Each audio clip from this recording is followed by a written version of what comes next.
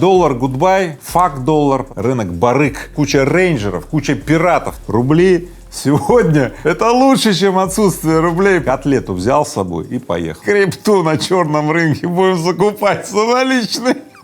Так потихонечку и живем. С подводной лодки мы никуда не денемся. Ты пользуй лун, чтобы не загореться заживо в этом аду. Так, ребята, привет. Тревожные новости продолжают поступать, но сегодня я хотел бы поговорить про ваши деньги. Ну, деньги, если они еще есть, конечно, да.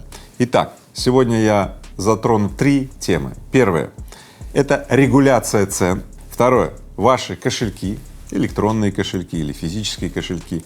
И о том, как вывести деньги за границу. Спойлер — никак. Регуляция цен. Итак, все больше и больше разговоров о том, что правительство будет сдерживать рост цен, который происходит сейчас в России. Да. Ну, инфляция, рост цен вроде как и должен быть, но правительство говорит: нет, мы остановим цены. С одной стороны, потребитель сейчас обрадуется, скажет: о, забота, наконец-то. С другой стороны, знаете, да, к чему приводит ограничение цен? Новые производства не открываются, потому что способность открывать новые производства происходит именно потому, что есть наценка, есть прибыль, на эту прибыль, собственно, и строятся новые производства. Но здесь хотелось бы вот отметить, что в мире существует всего два принципиальных способа стимулирования или реагирования на такие вот ситуации, когда надо сдержать цены. Значит, первый способ применяет Америка, она всегда все баблом заливает. Там дешевые кредиты, да, значит, чтобы потребители покупали это, да, кредиты предприятиям, чтобы они новые производства там, ну, короче, она баблом заливает все, чтобы много было бабла, да. И второй способ, им активно пользуется, например, Белоруссия. Административное регулирование цен, давление на бизнесменов, предпринимателей, вечно вот это вот с кулаком, значит, такие припугивания и так далее. Оба способа достаточно эффективны, ведь ну, и Америка живет, и Белоруссия живет. Вы бы какой способ предпочли? Тот, который вот Америка применяет, или тот, который Белоруссия? Давайте вы мне напишите, пожалуйста, в комментарии, что вы про это думаете вообще. Изоляция продолжается. PayPal приостановит операции на российском рынке. То есть теперь для россиян не будет доступно использование кошельков PayPal. Смотрите, раньше вы могли через PayPal или другие платежные системы, да, расплачиваться за какие-то сервисы в разных валютах. Теперь больше не сможете. Все меньше и меньше сервисов оставили такую возможность для россиян. Предупреждаю. Если ты хочешь сохранить свои деньги, если они у тебя были на кошельке PayPal, да, до 18 марта выведи свои деньги, иначе твои деньги просто сгорят. Ребят, в современном мире никто не будет церемониться. Все, 18 число наступит, ваши деньги сотрут. Вы потом никому ничего не докажете. Почему? Потому. Еще раз говорю, аргументация во время кризисов, войн, дефолтов и так далее такая. Почему? Потому. Будьте внимательны. С одной стороны, у нас есть альтернатива вроде там Киви, с другой стороны, там целый схематоз. Сейчас поясню. Ну вот с Киви вы сейчас можете заплатить там на очень ограниченное количество там сервисов, AliExpress там и так далее. А для оплат, например, в Apple Store уже не получится. Уже вам придется придумывать всякий схематоз. Схематоз такого рода. Да, вот напрямую на российский паспорт открыть карточку в какой-то стране нельзя. Вы просите другана, чтобы он открыл вам карточку, и эту карточку, например, казахского банка, привязываете в кошелек, значит, Киви, и с этой карты делаете платежи. Ну да, небольшие суммы таким образом пока проходят. Не знаю, как будет дальше. И еще важное предупреждение от Игоря Рыбакова. Пожалуйста, не переводите крупных сумм.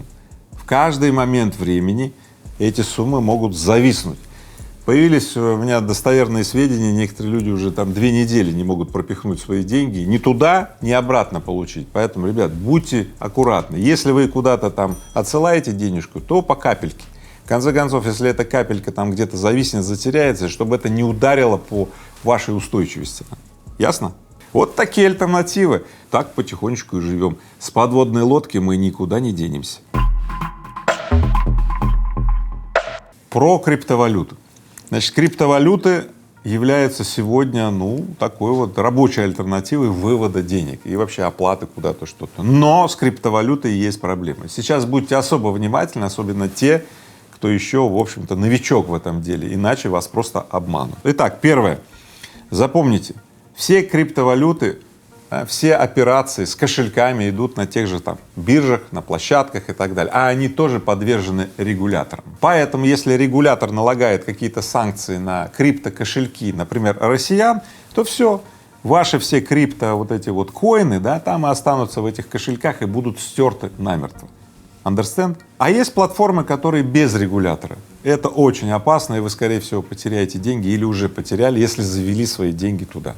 Второе. Уже очень много случаев отказа покупки крипты с российских карт. Поэтому долго ли продлится возможность вообще закупать крипту с российских карт, непонятно. Скоро крипту на черном рынке будем закупать самоличный. Дожили, блядь. Реально какое-то криптозолото или как это, да? Ну и третье. Большинство людей все еще вообще ничего не понимает в крипторынке. Я напомню, 9 из 10 людей в криптооперациях — мошенники. Поэтому если ты новичок и не имеешь опыта, и идешь сейчас вот в эти бурные времена, когда куча рейнджеров, куча пиратов на этом рынке идешь, тебя, скорее всего, обманут. Поэтому будь внимательным. Передай эти 3 пункта всем тем, кто в твоем круге, близких, знакомых, друзей пытается через крипту что-то там куда-то там оплатить, говоря, что крипта — это будущее. Это будущее, где ваши деньги стереть ничего не стоит. Понятно? И вы ничего не докажете, потому что если в физическом мире у вас есть какой-то артефакт, у вас есть какая-то бумажка, расписка, вексель, купюра там или что-то, да, то в крипторынке у вас ничего нет. Все, вас стерли и вас больше нет. Поэтому, ребята, будьте особенно внимательны с этими экзотическими, прямо-таки скажем, способами передачи своих кровно наработанных денег. Как оплатить блага цивилизации? Ну, например, Netflix. Очень важно, на мой взгляд, каждому из вас иметь вот осведомленность о том, как продолжать пользоваться благами цивилизации. Ну, не хотим же мы жить в пещерах и стать пещерным человеком, правильно? Поэтому разберем это поподробнее. Короче, в ваших телефонах существует возможность перенаправить оплату с Visa, MasterCard, которые сейчас не работают, да, на оплату с мобильного телефона, со счета мобильного телефона. Поэтому, ну, назовем это так первым самым простым способом обхода ограничений, да, вот на эти использование карт. Я не буду описывать конкретные шаги, как это сделать, просто надо в способе оплаты поменять Visa, MasterCard, значит, вот карточку, да, поменять на оплату с телефона. Вот и все. Также вы можете применить элегантный ход, пополнить счет Apple ID с телефона, а потом уже именно со счета Apple ID оплачивать разные сервисы. Тоже можете воспользоваться. Подключение карты МИР. Очень интересный способ, но он работает в 50% случаев. Пока неизвестно, почему у одних работает, других нет, но тем не менее вы можете выпустить карту МИР, можете виртуально, например, в Тинькофф банке выпустить, привязать ее, например, к Apple Pay и попробовать. Может, у вас будет работать. Кстати, кто попробует с картой МИР вот эти вот операции, пожалуйста, напишите мне в комментарии, как у вас сработало. Я хотел особо сказать, все очень быстро устаревает. Поэтому в моем телеграм-канале всегда есть очень актуальная информация. Подпишитесь прямо сейчас на этот телеграм-канал. Итак, напомню, Оперштаб Игорь Рыбаков — это базовый канал, куда обязательно надо подписаться. И оттуда я вас буду навигировать на все самые важные новости. На канал, значит, Оперштаб IT Инфобиз, Оперштаб Доходная недвижимость — это если вы хотите сохранить, приумножить деньги в эти непростые времена. На канал Детские сады и школы Рыбакова, если вы, все еще заботитесь о детях, потому что многие бросили, забили вообще на детей, хотя я считаю так, образование и воспитание — это то, чем надо заниматься и в мирное, и в спокойное вот это время, и тем более во время сложностей прежде всего надо образованием и воспитанием заниматься. В общем, вы все эти каналы найдете через мой основной канал, поэтому прямо сейчас Оперштаб Игоря Рыбакова — это для вас, можно сказать, спасательный круг в бурном вот этом вот месиве, в котором погибают очень многие люди, а вы будете защищены, и качество вашей жизни улучшится. Итак, что сегодня с переводами за границу? Если коротко, полная жопа. Мне всегда говорили, что карта МИР работает там, вот, например, в Турции. Вот достоверно вам говорю, ни хрена карта МИР в Турции не работает. Поэтому, если вы в Турцию, запаситесь наличными. Сейчас это просто вот золото. Старый добрый наличный, котлету взял с собой и поехал. Но помните, котлета не больше 10 тысяч, иначе вас на таможне того, да и в банке вам не выдадут. Вот. И это при условии, что у вас в банке сейчас лежит эти доллары, которые вам там до 10 тысяч могут вот выдать в виде долларов. В этом плане я что хочу сказать. Студенты, которые учатся за рубежом, родственники, у кого живут за рубежом, и есть вот эти финансовые транзакции, больше всего сейчас давление вот на эти группы населения. Ну реально, мне каждый день 100 сообщений: Игорь, помоги, пожалуйста, отправить там платеж моему родственнику, я не могу, там кто-то просто не может воспользоваться теми сервисами, которые пока еще работают, понимаете? Поэтому помогайте своим знакомым, близким, кто рядом с вами, ну вот справиться в эти тяжелые времена. Вы сами представляете, что такое останется ну, вот, без денег? В современном мире ты что, бомжевать будешь, да? Поэтому помогайте своим близким, друзьям или просто даже незнакомым людям тоже помогайте. Это просьба от Игоря Рыбакова.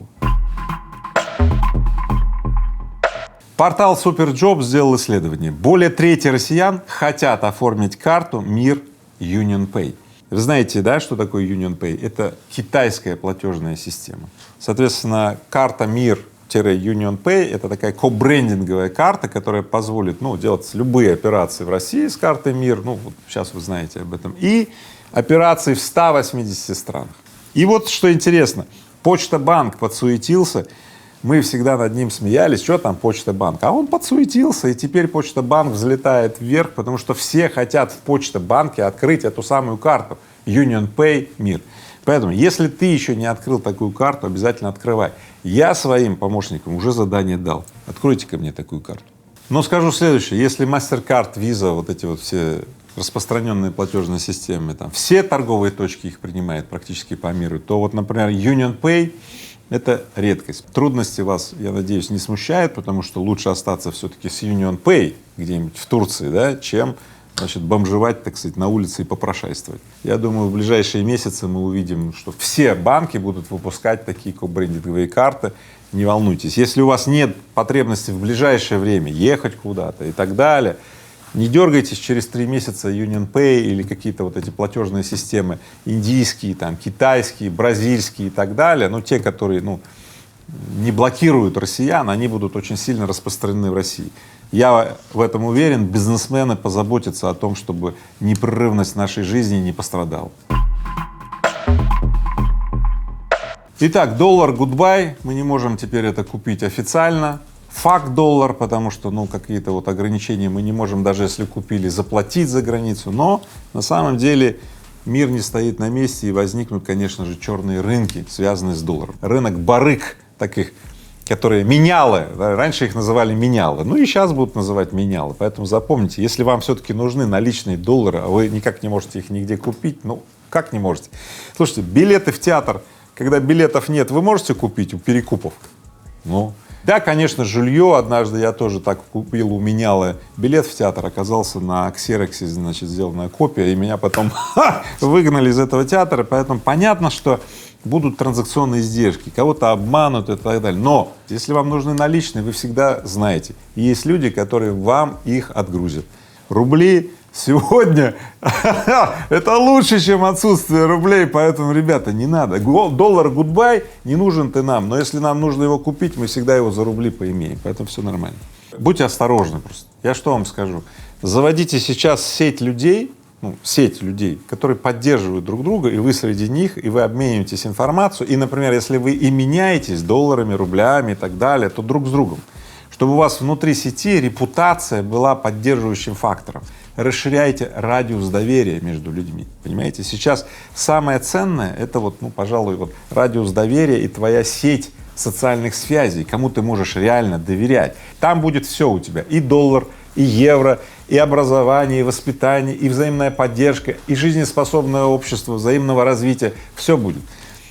Ну и традиционно, я вам так скажу, единственное, что сейчас стоит делать в эти бурные времена, это размножать хорошее, чтобы плохому места не осталось. Я в огне, ум поглотил мой разум. Я в огне, горю в огне. Ты пользуй ум, чтобы не загореться заживо в этом аду.